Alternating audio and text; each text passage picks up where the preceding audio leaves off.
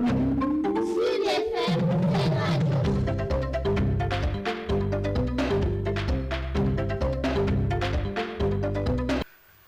Jim Ousmane Dramé, bonjour. Bonjour, Baye Omar Gueye. Alors, Jim Ousmane Dramé, vous êtes le chef du laboratoire d'islamologie de l'IFON. C'est à chaque Anta Diop de Dakar. Oui. C'est un plaisir de vous accueillir à l'émission Objection. Merci d'avoir bien voulu accepter notre invitation.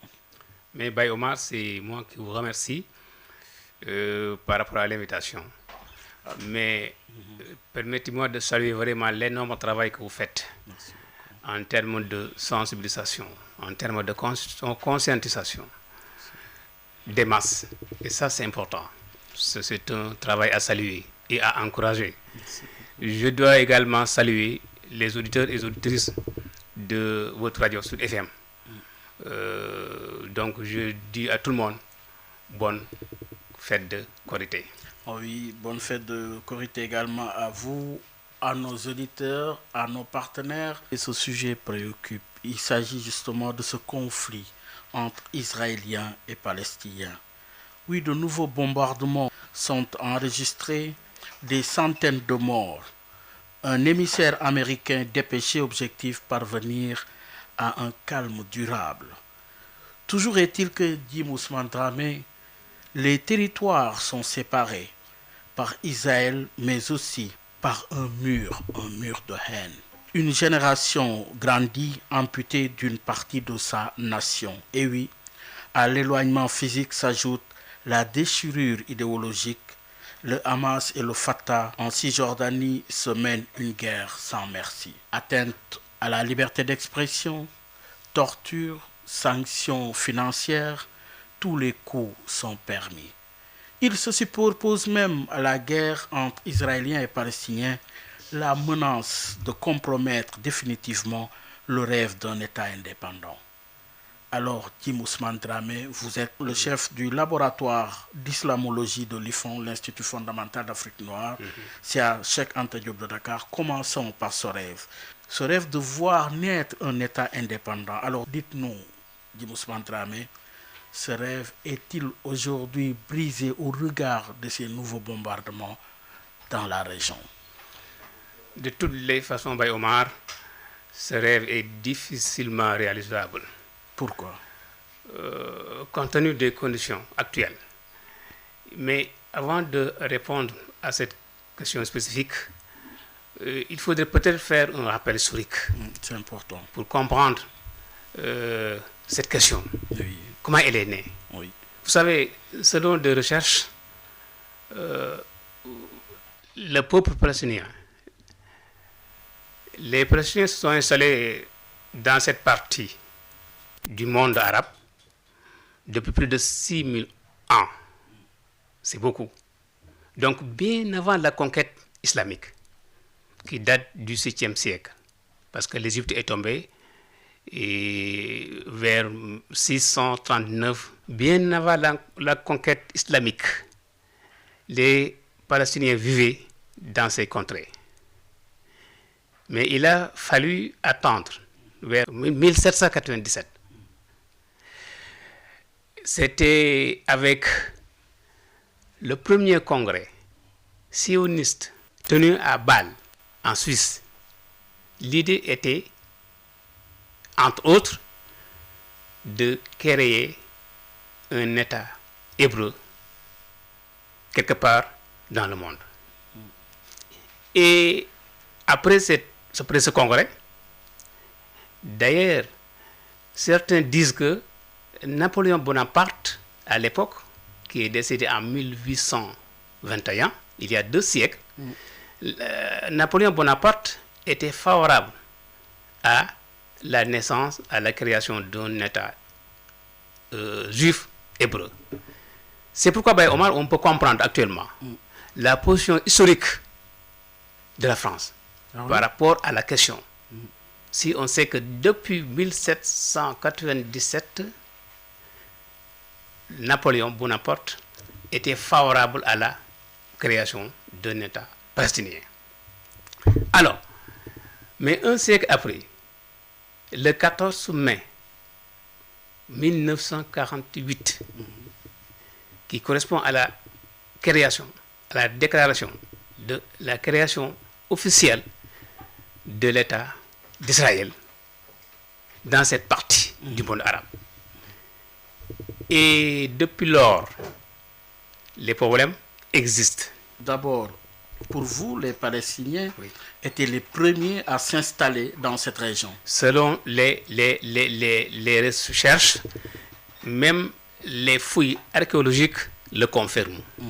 Alors, si les Palestiniens étaient les premiers à s'installer dans cette région, alors qu'en est-il des Israéliens? Quand est-ce qu'ils sont arrivés dans cette région? Donc, avant 1948, certains venaient à compte-gouttes essayer de s'installer.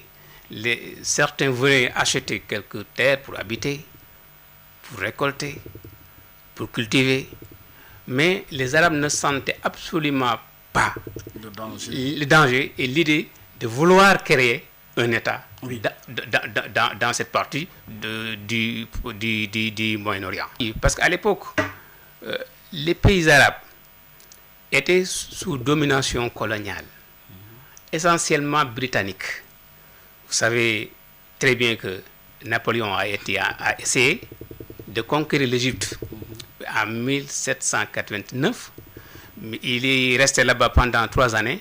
Avec la forte résistance des Égyptiens, il a été forcé de reculer. Donc, le monde arabe était sous une domination coloniale considérable.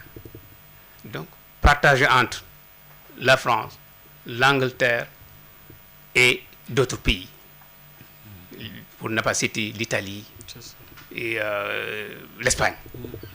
Alors, donc, normalement, à l'époque, comme ces pays étaient dominés, politiquement parlant, on ne pouvait pas parler d'État souverain. C'est ça. D'État souverain à l'époque.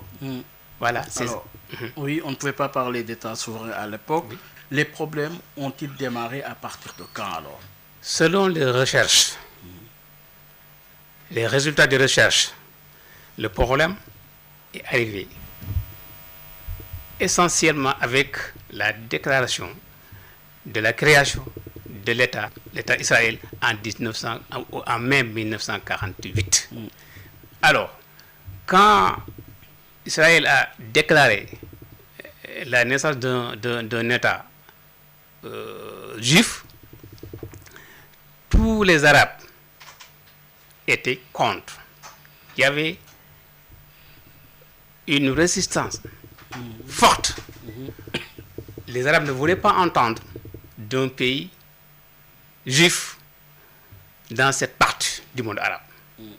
C'est pourquoi l'ONU, dès le début, avait voulu trouver une solution, c'est-à-dire solution à 2 États.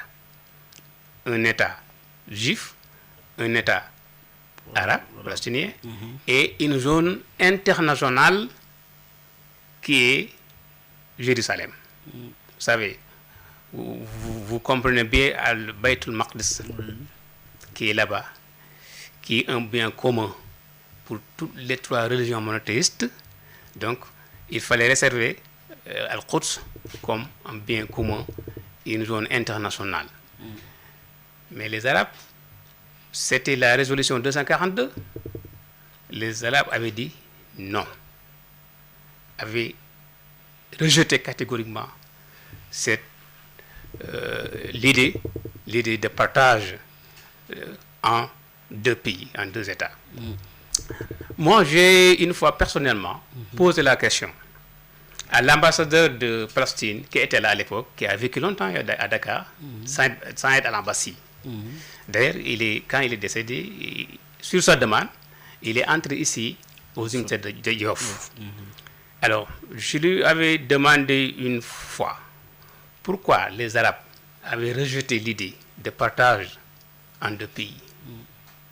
Il m'avait dit, je le cite, à l'époque, des dirigeants non arabes parlaient au nom des Palestiniens. Vous comprenez ce que ça veut dire? Donc, et voilà, depuis lors, il y a des pays arabes assez réalistes, je dirais même réalistes, Progressiste. oui, qui avaient accepté de reconnaître Israël. Parmi ces pays, je peux citer l'Égypte, que je connais assez bien. J'ai fait au moins 5 ans en Égypte, là où j'ai fait une partie de mes études universitaires. À l'époque, Anwar al-Sadat, Oui. qui était président, lui, il est parti en Israël, à la Knesset, c'est-à-dire à l'Assemblée nationale, pour prononcer un discours à l'époque.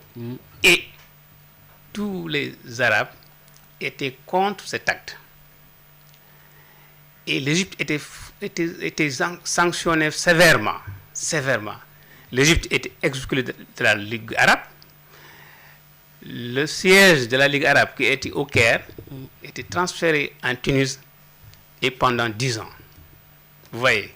Donc, l'Égypte a vécu vraiment une période extrêmement dure à l'époque.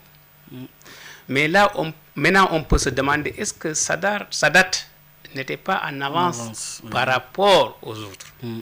Parce qu'après, il y a la Palestine, il y a l'État palestinien qui a signé, la Jordanie a signé, la Mauritanie a signé, et ensuite, récemment, en 2000, il y a au moins 3 pays arabes qui ont signé, c'est-à-dire les Émirats arabes unis et Bahreïn. Pour eux, il y a un gain politique. Ils ont signé. Pourquoi? Parce qu'ils veulent faire face à ce qu'ils appellent, eux, la menace iranienne. Vous savez, c'est une question géopolitique difficile. Oui. Il y a également le Soudan. Le Soudan qui a signé. Pourquoi le Soudan a signé? Parce que le Soudan, pour un gain politique, en contrepartie, le Soudan devait être retiré de la liste américaine qui mentionne les pays qui soutiennent le terrorisme. Donc il y a aussi également un gain politique. Ce n'était pas à 100% aider la cause palestinienne, mais également, il y a aussi pour des intérêts politiques de chaque pays. C'est pourquoi certains disent les États n'ont pas d'amis que des intérêts. Mais que des intérêts. Oui. Alors, oui. Le Maroc également, pour terminer, le Maroc a signé récemment, en décembre 2020. Pourquoi? Parce que l'Amérique, aussitôt après, a reconnu la marocanité du Sahara occidental. Vous voyez. Alors, oui, vous avez posé la problématique sous l'angle géopolitique. Parce qu'aujourd'hui, on a vu beaucoup de réactions. Mais avant d'en arriver aux réactions multiples, il y a ce regain de tension. Oui, cette escalade de violence qu'on a noté dans la région. Qu'est-ce qui a violé cette accalmie? C'est quoi? Mais c'est les attaques d'Israël contre un peuple démuni, un peuple dont les jeunes n'ont que leurs pierres, leurs cailloux, en face des missiles. Actuellement, la bande de Gaza est bloquée. On dit que plus de 2 millions sont bloqués. Ils ne peuvent pas sortir. Ils ne peuvent aller nulle part. Vous voyez? Alors, même la fête de la Kaaba, justement, a été dans des conditions difficiles. Parce que entre les Israéliens et les Palestiniens, les chrétiens et les musulmans, ils vivent, mais c'est pas très aisé par rapport à la célébration de cette fête. Oui, tout ça c'est politique. Vous voyez, à chaque fois, les politiciens sont graves. Vous voyez? Pourquoi? Parce que le constat qu'on peut faire, les leaders politiques qui sont favorables à une solution de 2 États, qu'ils soient arabes ou juifs, ils sont automatiquement éliminés, écrasés. Sadat a été assassiné le 6 octobre 1981 suite à la visite qu'il a effectuée en 1979 en Israël. Isaac Rabin, il était plus ou moins favorable à cette solution, il a été assassiné en 1995. Mais Yasser Arafat a longtemps mené justement ce combat-là aussi, et en termes de longévité. Il a échappé à De combien de... Oui, d'attentats. D'attentats. Oui. Combien? On ne peut pas les compter. Hein? D'accord, Arafat, il a pendant longtemps lutté. L'OLP créé en 1964, le siège était à Tunis, et pendant longtemps d'ailleurs, et jusqu'à sa mort en 2004, hein, étant très malade, il n'a jamais cessé de lutter pour l'indépendance totale, pour un État souverain de la Palestine. Mais il a été un peu seul. Oui, il a été un peu seul. Mais Oui. comment expliquez-vous justement cette lutte sans fin? Un combat qui ne prend fin, pas encore le cas. Qu'est-ce qui l'explique finalement, cette récurrence justement de ce conflit? Il y a pratiquement peut-être 2 ou 3 facteurs. Lesquels? D'abord, il y a l'inégalité des forces.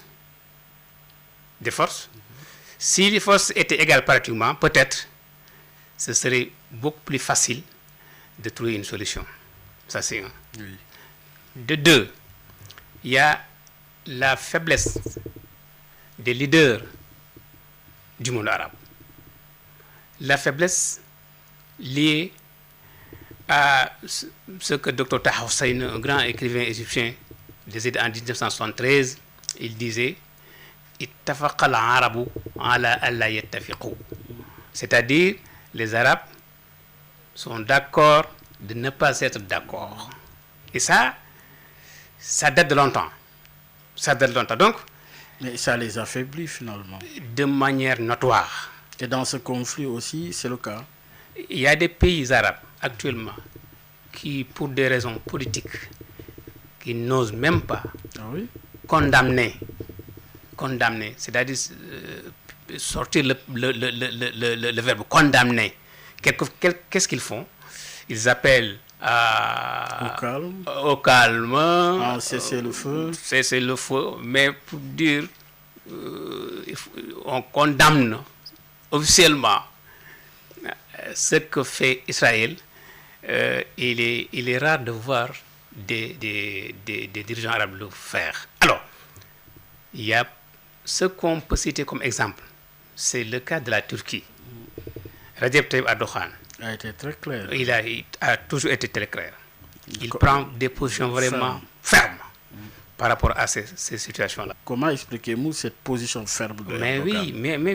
oui, tout est pratiquement politique et islamique d'abord. Il faut se rappeler de l'Empire ottoman. Oui. L'Empire ottoman qui a régné pendant des siècles, qui avait une maîtrise totale sur le monde arabo-islamique.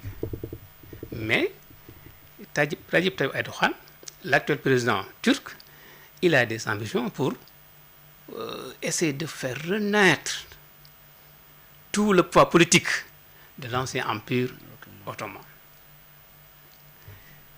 D'autre part, il veut montrer que la Turquie est une grande puissance sous-régionale qu'il ne faut pas oublier.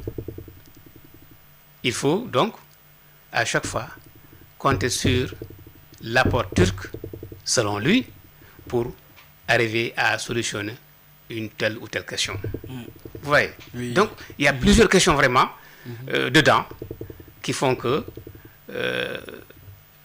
cette question palestinienne reste vraiment complexe. Oui, complexe. Difficile. Vous avez cité 2 facteurs. Oui. Et le 3e facteur, c'est quoi? Le 3e facteur,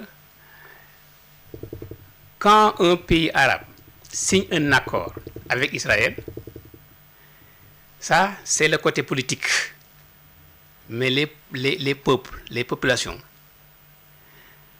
attachées sur un esprit identitaire, vous voyez, c'est ça qui fait que un président ou bien un roi dans le monde arabe, il est marqué, il est entre le marteau et l'enclume.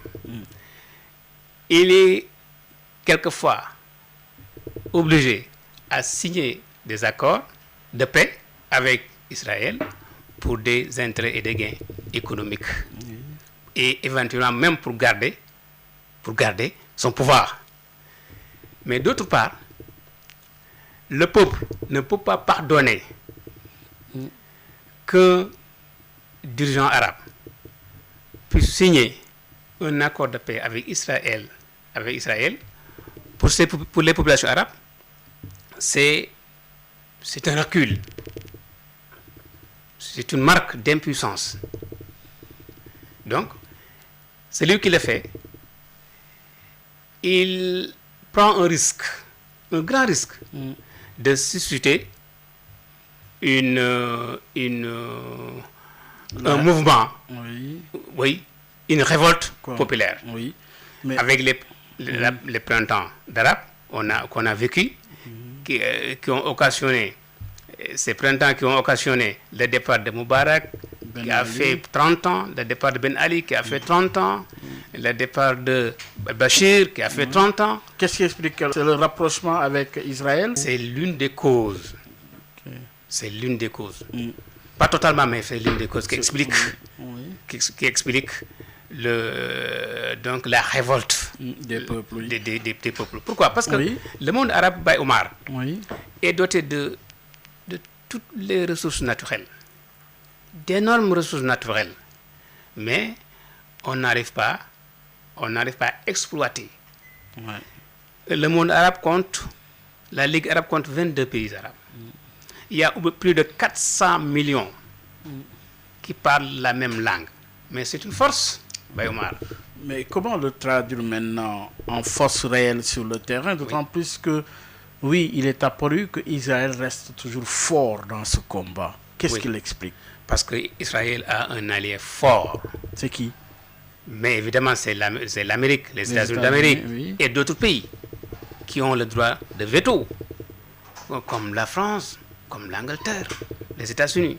À chaque fois, s'il faut condamner un de ces pays, donc, se lève avec son droit de vote, de veto, pour dire non. Il est difficile donc de faire passer une résolution, bien une condamnation par rapport aux actes posés par Israël. Donc Israël a des soutiens de taille à l'heure actuelle. Moi, je pense que tant que l'Amérique reste puissante, cette question va demeurer. Et pour longtemps. Et pour longtemps, vous remettez en cause le rôle des États-Unis dans ce conflit, puisqu'ils y ont dépêché un émissaire pour rapprocher les deux parties. Ils parlent de neutralité entre les deux parties, mais avez-vous l'impression que cette neutralité, justement, se mesure sur le terrain? C'est là où se pose la question. Y a-t-il vraiment une neutralité? Y a-t-il vraiment une neutralité? Vous savez, nous en tant que musulmans, le prophète Ali sallallahu alayhi wa sallam avait dit aidez votre frère. Aidez votre frère, qu'il soit fautif ou même s'il est traité injustement. Les Sahaba, les compagnons du prophète, avaient posé la question de savoir on sait comment soutenir notre frère s'il a été injustement attaqué ou traité. Mais on ne connaît absolument pas comment le soutenir s'il est lui-même fautif. Il dit, prenez sa main, tenez sa main et lui dire directement, tu es fautif. Ce courage-là, les Américains ne l'ont pas. En tout cas, ils ne l'ont pas encore montré. Pourquoi selon vous? Pour moi, je crois qu'il y a plusieurs intérêts. Donc, multidimensionnel. Vous savez, les Juifs sont des gens extrêmement riches. Ils jouent un rôle capital dans l'économie mondiale. Non, surtout l'économie américaine. Surtout l'économie américaine. Alors, il est difficile pour un candidat américain de gagner les élections s'il montre un peu favorable à la création d'un État palestinien souverain et libre. Il faut montrer d'abord qu'il est totalement pour Israël et il va défendre bec et ongle Israël, quelle que soit la situation. C'est ça qui fait que, je dis et je le répète, Israël a un soutien de taille. Et ça, il faut avoir le courage de le dire.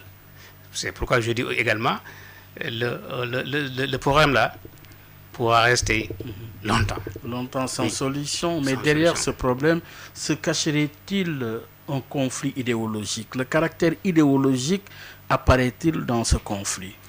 Ça, on le sent par rapport, par exemple, à Hezbollah, Oui. euh, Contre Fatah? Fatah, Oui. il y a l'OLP, vous voyez, même entre Palestiniens, il y a des courants qui ne s'entendent pas. Même en temps de paix avec Israël, ces courants-là ne s'entendent pas. Et ça contribue également à affaiblir leurs forces. Ils devaient être unis, combattre pour la même cause, la cause palestinienne. Mais qu'est-ce qui fait défaut? Pourquoi n'y a-t-il pas eu Oui. cette unanimité des forces palestiniennes? Ben, c'est le pouvoir. C'est le pouvoir. Chaque force, chaque courant travaille pour être à la tête du pays. Vous voyez, il fallait oublier les intérêts personnels pour ensemble travailler pour défendre les intérêts communs palestiniens. Alors, quand Hezbollah Loubnani lance une requête, tout le monde, toutes les grandes puissances condamnent de manière catégorique, de manière officielle. Actuellement, on est à pratiquement 300, même plus, morts côté palestinien et à peu près 9 côté israélien. Personne ne condamne officiellement. Hein? Qu'est-ce qu'on fait? Appel au calme, appel à raison gardée. Donc ça pose problème. Ça pose problème. Oui, vous avez parlé justement de la réaction Oui. de l'opinion internationale, mais Ouais. des États aussi. Mais vous avez quand même suivi les manifestations, notamment au Maroc. Oui.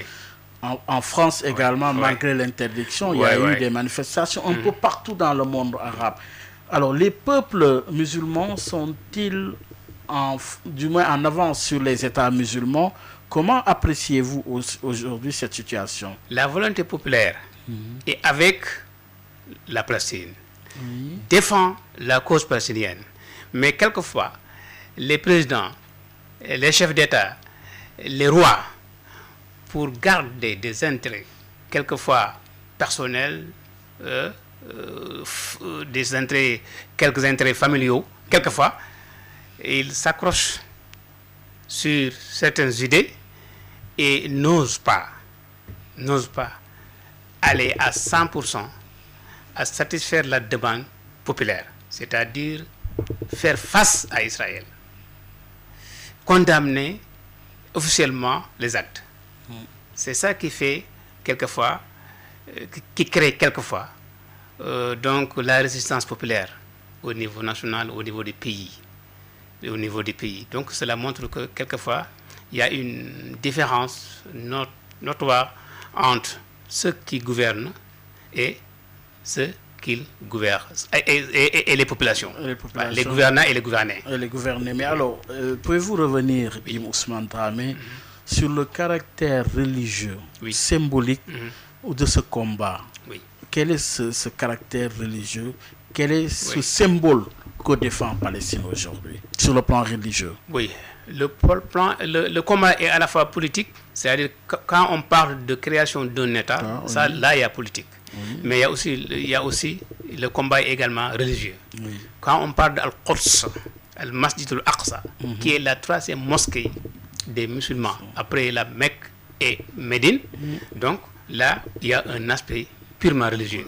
Vous savez, c'est dans ce sens que les Palestiniens sollicitent le soutien de tous les musulmans, de toute la communauté islamique, de toute la Oumma islamique pour soutenir cette cause palestinienne, mais également pour arriver à avoir un État souverain.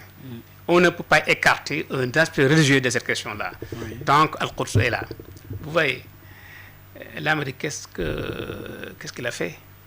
Envoyer, c'est-à-dire aller ouvrir une ambassade là-bas. Ça aussi, c'est extrêmement grave. Alors, toutes les ambassades se trouvaient à Tel Aviv, en tant que capitale d'Israël. Mais le fait d'aller ouvrir une ambassade là-bas et transférer le personnel là-bas, alors c'était pour les populations arabes, en quelque sorte, une manière de se moquer d'elles, une manière de dire, voilà, nous on est là, nous on est fort, on fait tout ce qu'on veut. Alors, et ils ont constaté, ces populations ont constaté que leurs leaders, les présidents, les chefs d'État, les rois, n'ont pas suivi le souhait ou bien la demande des populations arabes. Alors, Jim Ousmane Dramé, chef du département islamologie de l'IFAN, l'Institut fondamental d'Afrique noire, c'est à l'Université Cheikh Anta Diop de Dakar, et le Sénégal dans ce dossier. Oui, le Sénégal qui joue un rôle important par rapport au respect des droits inaliénables de la Palestine. Qu'en est-il aujourd'hui? Comment avez-vous compris et comment analysez-vous la gestion par le Sénégal de ce dossier, ou justement la réaction du Sénégal à travers le président de la République? Le Sénégal joue, comme vous le dites, un rôle extrêmement important sur la question. Le Sénégal est un petit pays, mais grand diplomatiquement parlant. Parce que je me rappelle, Moustapha Cissé de Pire, à l'heure actuelle, il était au devant de la scène à travers les communiqués pour dénoncer. Mais aujourd'hui, est-ce que l'absence n'est pas notée aujourd'hui? L'absence est notée, l'absence est remarquée. Il nous faut des diplomates. Remarquée, il nous faut des diplomates comme l'a dit Moustapha Cissé, qui depuis 1970, quand il a été nommé ambassadeur, de 1970 jusqu'à sa mort en 2017, il a joué un rôle extrêmement important concernant les relations entre le Sénégal et le monde arabe, mais essentiellement la question palestinienne. Alors, il m'a dit une fois, lors d'un entretien, quand je préparais ma thèse sur l'école de Djamal, on parlait de son vécu. Il m'a dit une fois, Senghor est allé en Égypte. À l'époque, lui, il était ambassadeur, Moustapha Cissé. Parce que depuis 1970, il était ambassadeur en Arabie Saoudite. Au Caire, au Koweït, au retour en Arabie Saoudite, retour au Caire, et puis en Algérie, vous voyez, Algérie ou Tunisie, en Tunisie. Alors, avant de prendre sa retraite. Alors, Senghor est parti au Caire pour assister à une réunion de l'eau. À l'époque, on parlait de OIA, Organisation de l'Unité africaine. Et Arafat était là. Il était convié. C'est l'OLP qui était à l'époque un mouvement clandestin, mais était convié par les Arabes. Arafat était un ami du Sénégal. Voilà. Arafat avait dit à Senghor que nous, depuis des années, on n'arrive pas à tenir notre congrès. On a du mal, parce qu'il y a des différences entre les factions, les courants. L'OLP, Al-Fatah et d'autres. Alors, Senghor avait confié à Moustapha Cissé la tâche de représenter le Sénégal et de préparer dignement ce congrès. Et Moustapha Cissé l'avait réussi. Elle avait réussi totalement à l'époque. Donc, pourquoi je dis, si il était là vivant, il allait au moins sortir des communiqués pour regretter ce qui se passe en Palestine. Donc, je le répète, des ambassadeurs, des diplomates comme Moustapha Cissé nous manquent sincèrement, à mon avis. Et c'était quelqu'un, en tout cas concernant les relations entre le Sénégal et le monde arabe, il était incontournable. Il parlait très bien l'arabe, il parlait très bien le français, et il comprenait la mentalité des Arabes même. Ce qui était vraiment un avantage pour lui. Il était un homme de confiance également de Senghor et d'Abdou Diouf. Il m'a dit une fois, quand Abdou Diouf, une fois, il voulait l'envoyer auprès de Kadhafi, par écrit, il avait écrit une lettre. Alors, il avait commencé, le président Diouf, il avait commencé la lettre par « Cette fois-ci, je vous envoie un homme de confiance ». Voilà ce que Moussa Sy m'avait dit. Finalement, Kadhafi, qui est décédé, assassiné en 2011, alors, il avait dit à Abdou Diouf, au président Abdou Diouf, maintenant, ce qu'on va faire, on va laisser la diplomatie officielle à côté, on va travailler sur la diplomatie religieuse, parallèle. Vous prenez Moustapha Cissé et moi je prends Omar Chérif et les deux vont trouver des solutions par rapport à tous les problèmes qu'on peut rencontrer entre le Sénégal et la Libye. Alors, de ce point de vue, vous avez parlé de diplomatie officielle en soulignant l'importance de la diplomatie religieuse. Oui. Avez-vous l'impression que cette diplomatie religieuse, justement, s'est affaiblie présentement, surtout par rapport à ce dossier précis? Oui, par rapport à ce dossier précis, avec le départ de Moustapha Cissé, avec la mort de Moustapha Cissé et d'autres ambassadeurs qui ont pris leur retraite, par exemple, je peux nommer Shamsuddin Ndoye, qui était au Caire. Il y a récemment l'ambassadeur Abdul Ahad Mbaké qui vient de prendre sa retraite, qui a fait pratiquement 25 ans au Koweït, qui était vraiment un ambassadeur incontournable. Donc, vraiment, je crois que cela, on peut tirer vraiment des enseignements et des leçons. C'est-à-dire préparer la relève diplomatique. C'est pas le cas? Pour moi, je n'ai pas le cas parce que quand on a ouvert la section arabe de l'ENAM, à l'époque on parlait de l'ENAM, en 1977-78, cette section a été fermée. Une seule promotion en est sortie, c'était la promotion de Ahmad Yann Thiam, paix à son âme. Il y a eu la promotion d'Issa Mbaké, qui était enfin ambassadeur du Sénégal en Iran, je crois, oui. Alors, et d'autres diplomates. Pendant pratiquement 35 ans, cette section diplomatique qui formait des diplomates arabes était fermée. Avec le président Macky Sall, elle a été rouverte. Mais, vous voyez, ils ont pris, je crois, 2 promotions. Mais d'après mes renseignements, ils l'ont fermé. Ils l'ont fermé encore. Et pourtant, c'est la section qui forme vraiment les vrais diplomates. Est-ce qu'aujourd'hui, vous n'avez pas l'impression qu'il n'y a pas suffisamment d'hommes à la hauteur des enjeux, mais sous l'angle religieux, par rapport à ce qui se passe dans ce monde musulman aujourd'hui, dans cette zone arabe? Je peux confirmer qu'il y a des conséquences, Baye Omar. Moustapha Cissé m'a dit un jour, le premier accord qui avait occasionné le financement de 100 millions. Je ne parle pas de francs CFA, de dollars. C'est lui qui avait négocié. Lui avec un cadre qui était à la banque, je crois que banque islamique. Alors, c'est lui qui avait négocié cet accord. Il avait également négocié un accord financier entre le Sénégal et le Koweït. Et il m'a dit, je n'ai jamais voulu prendre un seul centime comme commission. Vous voyez? Et là, donc, je prends l'exemple de quelqu'un comme Babacar Sam, département d'Arabe.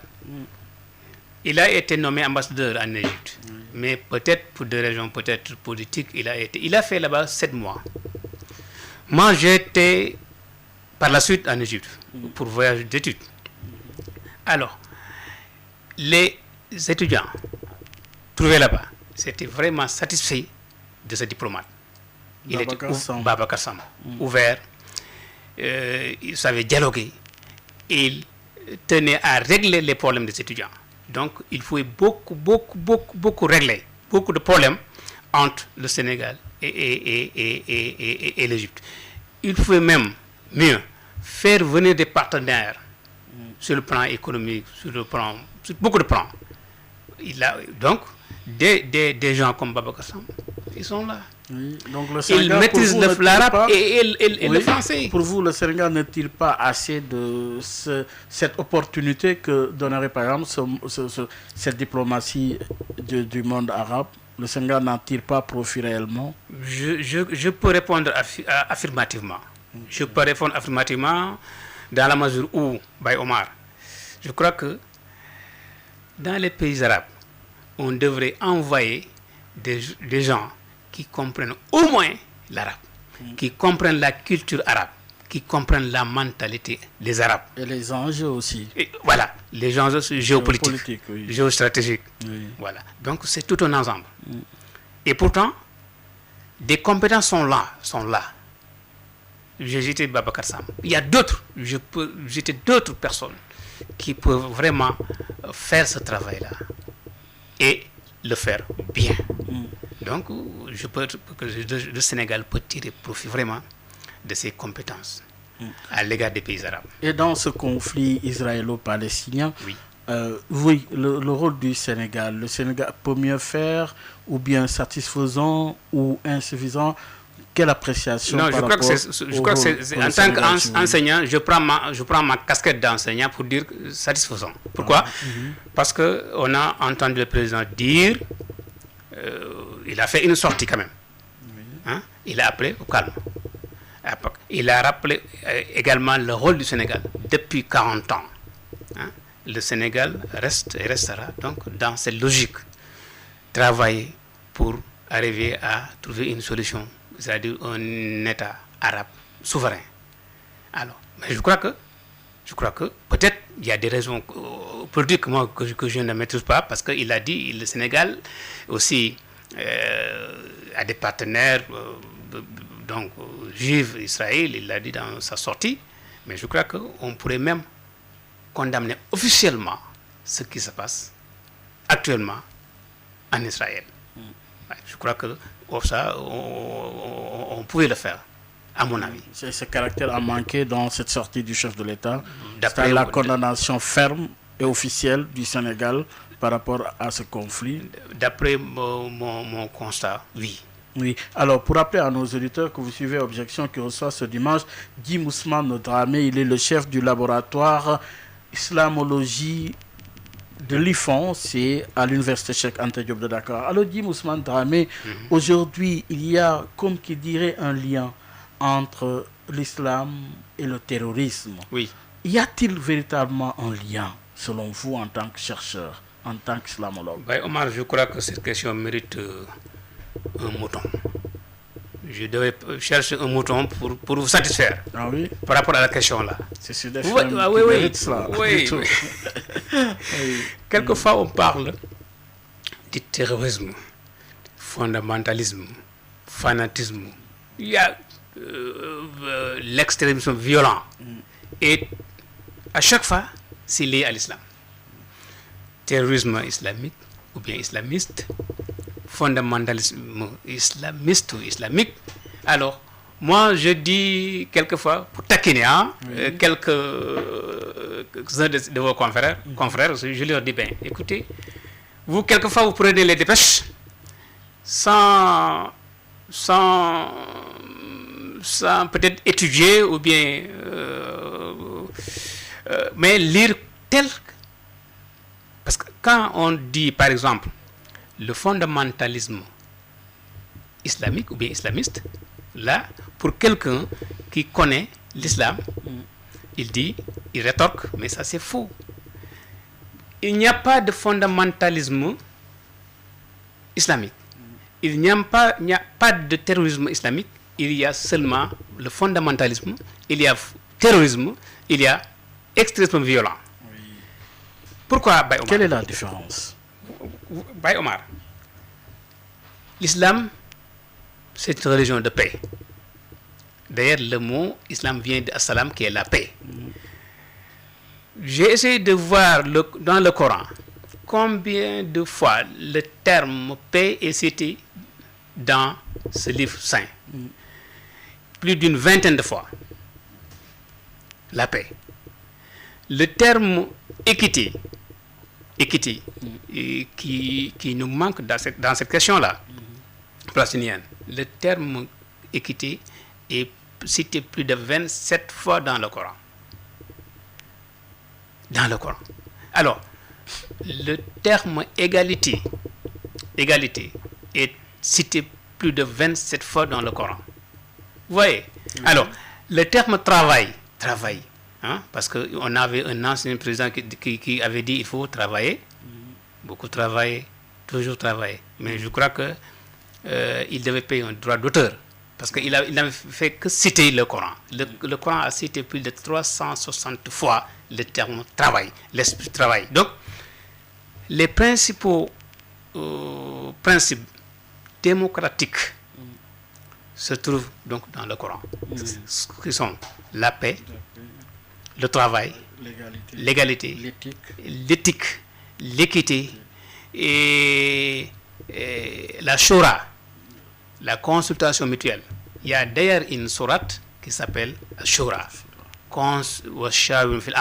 consulter, s'adressant au prophète. Le Coran dit consulter les compagnons. Vous voyez? Donc, cela pour conclure que il ne faut nécessairement pas lier l'islam à ces phénomènes, à ces fléaux. Non, celui qui le fait, même s'il a un nom musulman, lui, il le fait en tant qu'individu, mais on ne doit pas ternir l'image de l'islam parce que quelqu'un a fait ceci, quelqu'un a fait cela. Donc, nous ne devons pas parler de terrorisme musulman, nous ne devons pas parler de terrorisme chrétien, mais il faut seulement parler de terrorisme ou bien de fondamentalisme tout court.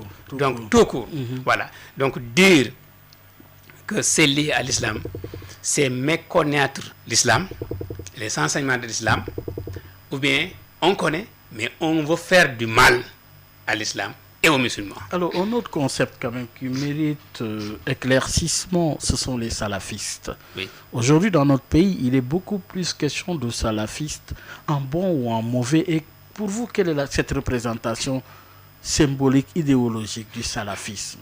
Vous savez, le Sénégal est un pays foncièrement confrérique, Oui. hein, où il y a au moins 4 confréries. Donc, il y a la Khadriya, qui était là avant, donc la Tijaniya, la Mouridiya et la communauté laïenne. Alors, ces confréries soufis, confrériques, ont pendant longtemps beaucoup travaillé sur l'enseignement, l'éducation, la formation et la socialisation des Sénégalais, des musulmans sénégalais. Alors, mais depuis les années 50, avec le retour des premiers arabisants diplômés du monde arabe, du Caire, de la Mecque, la Médine, entre autres, le retour de ces premiers arabophones diplômés du monde arabe, ils ont créé des courants, des mouvements. Alors, avec une démarche qui est différente de la démarche des confréries. Alors, là, pour moi, ça devrait être une complémentarité par rapport à l'existant, par rapport aux confréries qui étaient là.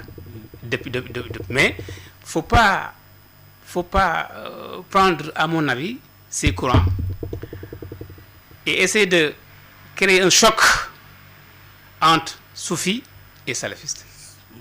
Donc, je crois que si chacun fait son devoir, normalement, qui est d'enseigner, d'éduquer, de sensibiliser, d'appeler tout le monde pour qu'il y ait la paix, la stabilité, le vivre ensemble, je crois qu'il ne doit pas y avoir de problème. Mais à chaque fois, dans chaque courant, il y a peut-être des extrémistes.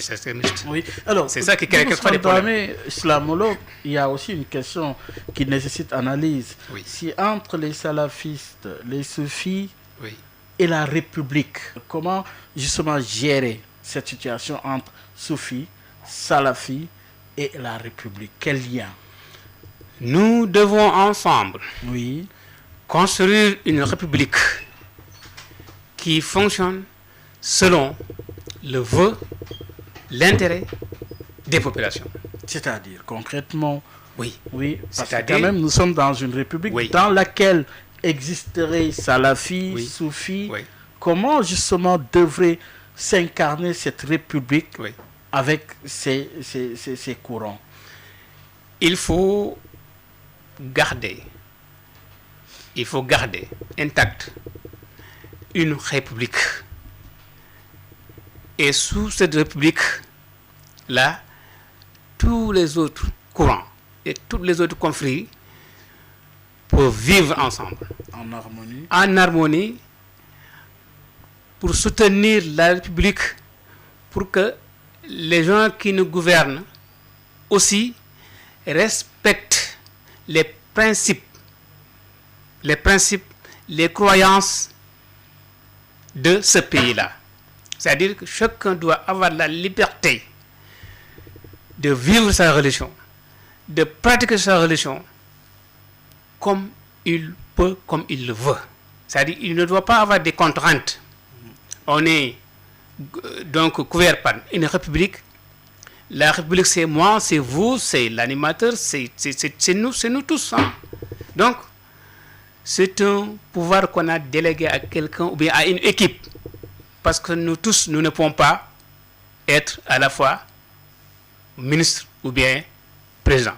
Donc, il faut choisir une équipe et cette équipe travaille sur la base d'un programme établi, préparé, planifié par les populations, y compris le programme religieux.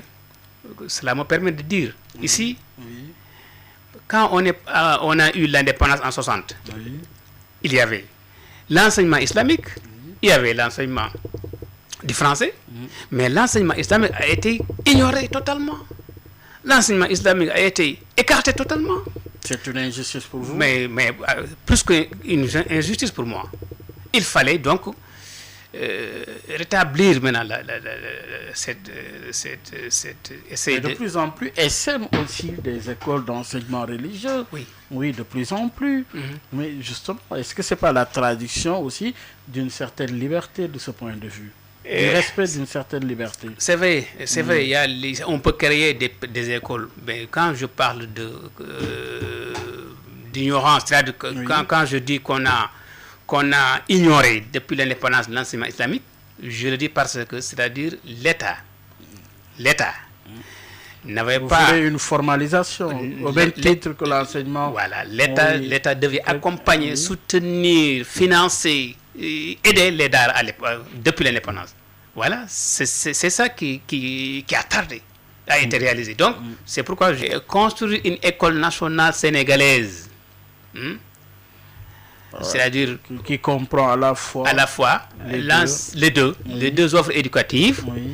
Et pour d'autres. Hein? Oui, mais principalement il y en a deux quand même. Oui. Alors, et toutes les offres éducatives au Sénégal pour nous permettre de préparer un type de Sénégalais qui sera un nationaliste, un patriote, quelqu'un qui travaille pour son pays, pour l'intérêt de son pays, pour l'intérêt de la nation sénégalaise, l'intérêt de la Oumma sénégalaise. Donc voilà, c'est ça qui nous manquait depuis l'indépendance. Mais maintenant, avec le pouvoir actuel, on parle de daara modernes, ils sont financés, je crois, 64 daara, dont 32 privés, 32 publics. Et on parle maintenant de recrutement de quelques enseignants Serigne Daara. Ça prend forme de plus en plus. Quand même, ouais, mais en tant qu'enseignant, je dire là, peut mieux faire. Peut mieux faire. Oui. Alors, en tant qu'islamologue, comment appréciez-vous l'état de notre démocratie, l'état de la démocratie sénégalaise? Comparé à d'autres pays que je connais, alors je peux dire que quand même, on a une certaine démocratie. Maintenant, il faut peut-être améliorer, il faut redresser peut-être quelques manquements, mais dans l'essentiel, on a une démocratie qu'il faut peut-être rendre plus solide, plus accessible donc plus de liberté. Mais Oui. liberté Oui. ne rime pas avec l'anarchie. Anarchie. Oui, Jim Ousmane Dramé, chef du département islamologie de l'IFON, c'est à l'université Cheikh Anta Diop de Dakar. Aujourd'hui, vous avez droit également au chapitre ce qui s'est passé au Sénégal avec les émeutes de mars dernier. Comment l'avez-vous apprécié avec le recul? Avec le recul, je dis, en tout cas en islam, l'islam nous interdit de casser, de tuer, de pratiquer l'extrémisme violent. Vous voyez, ça c'est pourquoi je dis, j'ai cité même dans un plateau, que dans une émission, que par exemple, l'exemple de Koki, on est à 4000 talibés. Depuis 1939, actuellement, on est à 4000 talibés. On n'a jamais entendu parler des talibés, des Dara de Koki. Il ne faut pas qu'en tant qu'État, en tant que parent, il y a la démission des parents, en tant qu'État, en tant que parents, en tant que population, depuis l'indépendance. Il fallait intégrer l'enseignement islamique automatiquement et immédiatement depuis l'indépendance pour préparer un Sénégalais éduqué, qui a un comportement musulman, religieux, et qui connaît son pays, qui met les intérêts de l'État en avant, un patriote. Mais donc, nous sommes tous pratiquement coupables par rapport à ce qui s'est passé. Maintenant, il faut tirer des enseignements. Il faut essayer d'apprendre, approfondir la question, étudier la question de manière approfondie pour savoir les causes, pourquoi les jeunes sont sortis. C'est des jeunes de 15 à 20 ans, 25 ans. Il y a un problème d'emploi. Il y a un problème d'emploi. Oui. Wow. Là où il y a l'absence d'équité, il y a où l'absence de démocratie, dans certaines pratiques, il y a l'absence d'égalité sur la peut-être redistribution des ressources naturelles. Oui. On en a pourtant, Boy Omar. Donc, il faut donc une étude approfondie pour essayer d'éviter ce qui s'est passé. C'est pas bon pour le peuple et tout le monde va le sentir. Comme tout le monde va sentir la question qui se passe actuellement en Palestine. Oui. D'ici quelque temps, vous allez voir les prix. Ah oui? Hydrocarbures, le pétrole. Bon, c'est les principaux pays du monde arabe sont pratiquement concernés maintenant. Et alors, est-ce qu'il n'y a pas de gens, moi je me demande, qui se profitent de l'occasion pour enfoncer, pour créer d'autres crises? Cela permet aux multinationales, à mon avis, de tirer profit. C'est-à-dire pour augmenter les prix. Pour vous, ce conflit va entraîner des conséquences de renchérissement du pouvoir d'achat. Oui. Moi, c'est pas à écarter. Ah oui? Je crois beaucoup à ça. Je crois que ça peut arriver. Ça peut arriver, ce serait à l'intérêt d'une certaine catégorie, de certaines personnes, mais au détriment de la grande masse. Alors, au niveau national et au niveau mondial. On va terminer. Alors, une dernière question avec ce qui se passe justement dans cette partie du monde. Je parlais de cette crise israélo-palestinienne.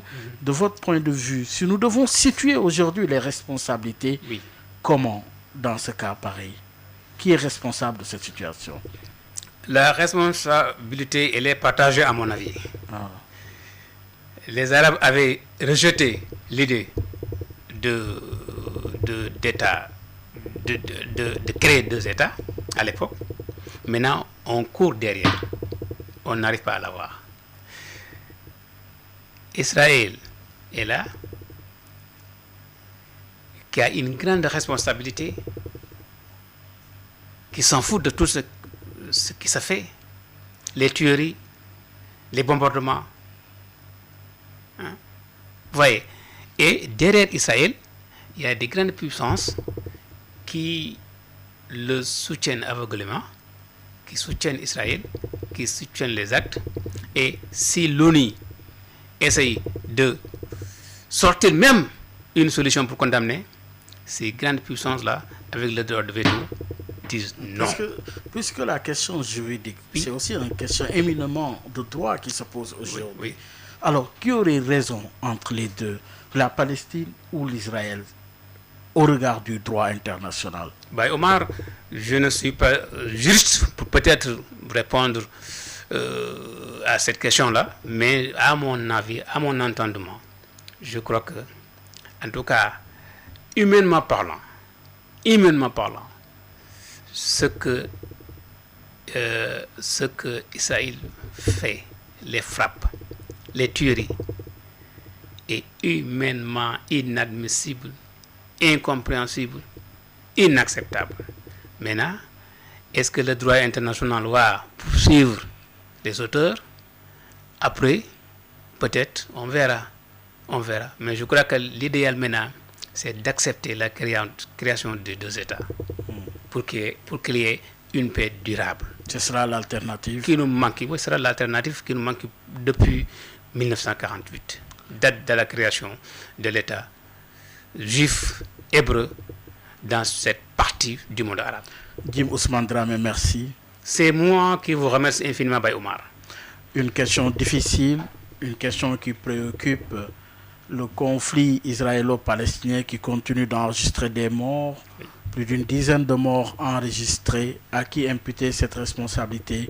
L'heure est à la recherche de paix dans cette partie du monde. Ça n'est tout. Merci de nous avoir suivis.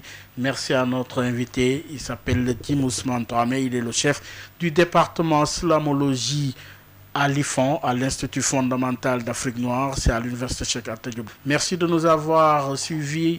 Également, un grand bravo à l'équipe digitale, à la tête Abdoulaye, mais également Papa Dio et Aline Badra Sossé. Excellente suite d'écoute sur la 98.5.